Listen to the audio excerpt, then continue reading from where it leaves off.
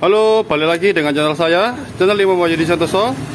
Channel sekitar perbaikan perawatan mobil, terutama mobil Honda. Model mobil kali ini adalah Honda Civic FD1 manual, tahunnya 2010 ya. Civic FD1, transmisinya manual.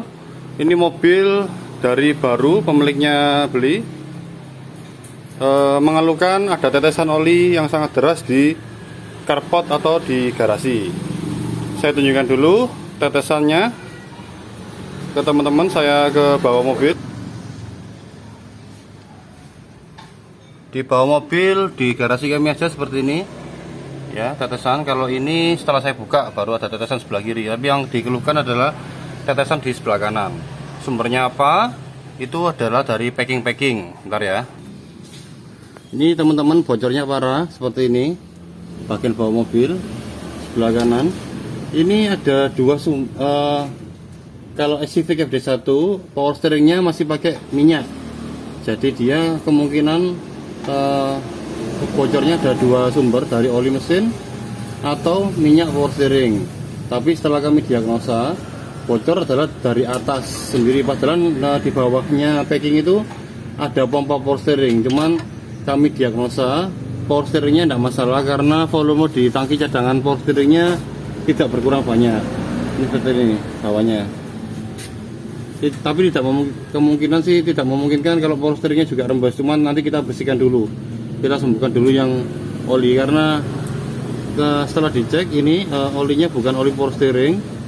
Ya, bukan oli power steering tapi melainkan oli mesin. Kelihatan dari warnanya dan kekentalannya. Ya teman-teman, jadi kalau mobil teman-teman itu masih pakai power steering yang fluida atau minyak seperti tipe mobil ini, kalau ada tetesan dilihat dulu volume dari minyak power steeringnya. Kalau misalkan minyak power steeringnya tidak berkurang jauh atau masih di atas seperti ini, kemungkinan besar bukan dari power steeringnya, dan juga dia kekentalannya lebih encer daripada oli mesin, baunya juga beda ya. Jadi kalau yang pakai minyak power steering dilihat dulu levelnya. Kalau levelnya sudah berkurang, kemungkinan besar sih dari selang power steering, dari pompa power steering, selang high pressure ataupun seal rekstir power steering. Jadi mobil ini kami diagnosa perbaikan bagian atas dulu seperti biasa. Adalah packing desk lamp, seal VTEC, sama plug camshaft ini ya, plug camshaft, dan o-ring cover camshaft ini yang saya lepas tadi, akhirnya bikin oli netes di bawah ya. Penampakan spare partnya seperti apa ini teman-teman, sudah saya bongkar, sudah saya bersihkan ya. Jadi waktu kotor tadi tidak saya record untuk durasinya biar tidak terlalu lama ya teman-teman. Ini spare part sumber kebocoran yang sudah saya bongkar. Yang paling atas sendiri adalah packing desk lamp ya. Ini namanya desk lamp, packingnya adalah ini sudah keras sekali, akhirnya dia seperti kaku atau seperti tidak elastis ya, dan juga sudah putus. Ini part numbernya ini Civic FD1 ya, harganya sekitar 200.000 harga packingnya, ini spare partnya ya, di dealer 200.000. Terus bagian bawahnya adalah seal VTEC ini. Seal VTEC ini dia sama, sudah patah dan kaku sekali seperti keripik, tidak elastis. Ini harganya sama, kurang lebih 200.000. Dan juga seal VTEC ini teman-teman, ada namanya spool valve VTEC. Ini di dealer tidak ada spare partnya atau part numbernya. Ini ya, ini ada o-ringnya. O-ringnya ini rawan bocor juga seperti Civic seperti CRV RE3 yang bocor sampai netes itu. Sudah saya ganti seal VTEC-nya, tapi masih bocor netes, ternyata dari o-ring spool valve. Ini nanti kita belikan di toko spare part, di toko-toko umum, toko-toko seal yang khusus buat sealnya oli, yang kuat sama oli dan panas dan pertekanan ya. Harganya sih tidak seberapa murah, cuman carinya yang agak susah karena harus bawa contoh, jadi harus dibuka dulu seperti ini. Kalau seal ini paling ya 2.000 sampai 10.000 kalau tidak salah harganya. O-ring ini di toko-toko spare part ya. Terus ini bagian kanan ya, bagian kanan yang dia netes sampai ke pompa power steering adalah kemungkinan besar dari Describe ini dan seal VTEC dan spool valve ini. Terus yang sebelah kiri yang dekat transmisi adalah O-ring camshaft, O-ring cover camshaft ini. Ini sama, kaku juga, patah juga waktu dibuka, seperti keripik juga. Kalau ini harganya antara 50.000 sampai 100.000. Kalau sorry, VTEC tadi part numbernya ini. VTEC part numbernya ini. Ya, jelas ya. Terus O-ring cover camshaft ini sebentar saya ambilkan. O-ring cover camshaft semua mobil Honda kecuali yang K24 itu pakai ini sama part numbernya. Harganya kurang lebih 50.000 sampai 100.000, saya tidak hafal. Ini part numbernya ya, O-ring cover camshaft. Kalau plug camshaft ini di mesin 1800 sama 1500 Honda sebenarnya ganti sealnya ini aja bisa, cuman dari part katalog harus ganti sama plastiknya ini. Part numbernya ini plug cylinder head, harganya sekitar 100.000. Ini di mesin R15 seperti Jazz, Mobilio, Brio, dan mesin 1800 R18 seperti Civic, FD1 atau CR-V RE1 atau CR-V generasi ketiga 2000 cc ya ini. Nah, terus mobil ini juga lumayan banyak kerusakannya. Rem depannya kanan kiri macet, pistonnya ini sudah korosi semua, pistonnya seperti ini tidak bisa dipakai lagi, dua-duanya korosi ya. Ini seperti ini part numbernya ini. Kalau piston harganya sekitar 350-an kalau tidak salah tadi, 350 sampai 450-an kalau tidak salah. Part numbernya ini pokoknya ya teman-teman kalau mau beli. Terus kampas rem depan juga tipis karena macet itu sehingga dia tipis. Nah, seperti ini. Part numbernya ini part number servis kampas rem depan, harganya sekitar 1 juta sampai 1.200.000, saya kurang hafal. Ini tagihannya terakhir biasanya. Yang belakang ini nggak seberapa mahal, tidak seperti CR-V. Yang belakang juga tipis, harganya 380-an yang original. Nah, terus penyebab dari macetnya rem ini, maaf saya tadi tidak tunjukkan pembongkarannya, ada di video saya yang lain. Ini buat pengetahuan sharing aja.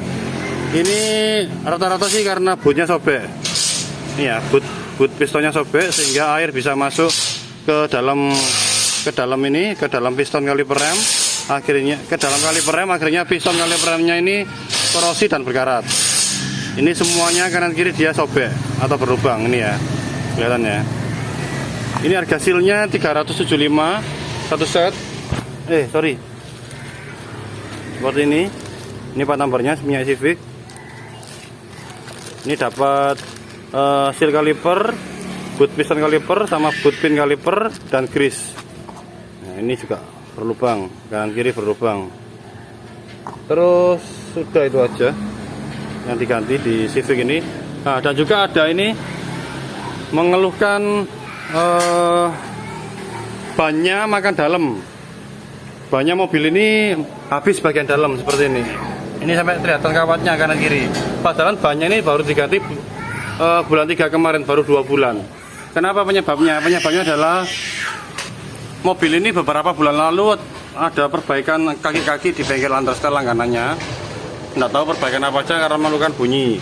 Kalau saya lihat sih long terotnya atau terot N-nya dipres dan kemungkinan besar ganti busing arm.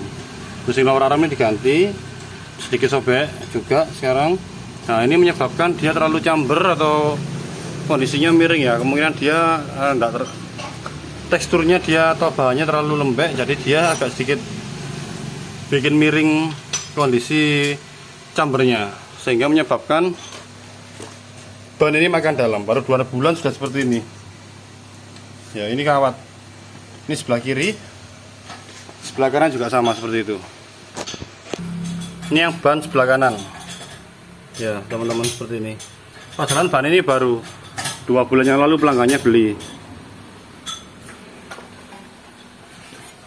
Nah, ini kemungkinan besar dari lower arm ini. Nanti saya sarankan lower armnya ganti esi ganti original yang esi, terus disporingkan, habis ganti ban disporingkan lagi. Nah, kondisi bocornya seperti ini, parah ya. Oke, saya kerjakan dulu, saya bersihkan dulu. Kalau sudah oke, tak record lagi. Ini teman-teman, lower arm kita ganti ya pelanggannya, soalnya minta diganti karena baru 2 bulan. Ini sekarang berapa bulan ya? Bulan 3, sekarang bulan 5 bulan. Kondisi bannya seperti ini.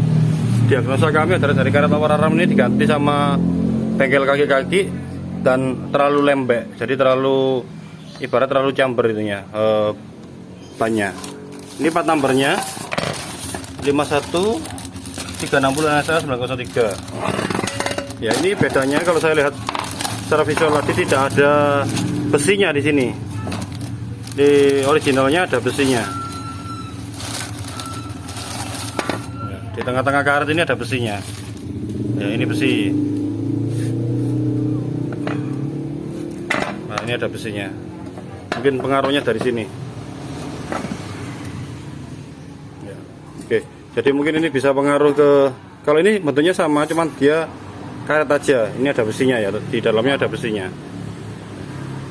Dan juga lebih kaku. Kalau ini lembek, bisa gampang digoyang. Ini susah. Oke, diagnosa kami kalau dari ban, sementara dari lower arm. Jadi ada resikonya teman-teman kalau ganti lower arm, cari yang semirip mungkin, bahannya sebagus mungkin ya.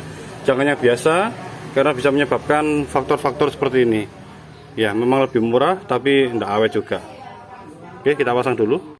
Ya teman-teman, mobil sudah selesai dikerjakan. Ini sudah proses mau finishing, tinggal ini kita panasi engine-nya sampai beberapa jam untuk mengetahui apakah ada packing yang masih bocor apa enggak ya. Ini bagian atas sudah dipasang.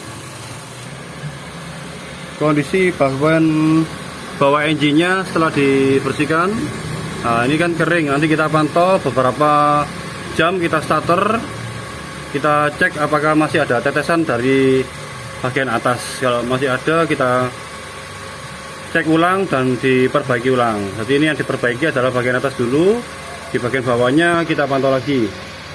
Jadi bertahap perbaikannya. Seperti ini Civic FD1 2010 manual. Ya oke teman-teman, sementara sharing kali ini itu aja. Semoga bermanfaat, semoga teman-teman mendapatkan pengetahuan baru, pengalaman baru. Mohon maaf bila ada salah kata, mohon maaf bila ada audio dan video yang kurang jelas. Salam sejahtera semua, terima kasih.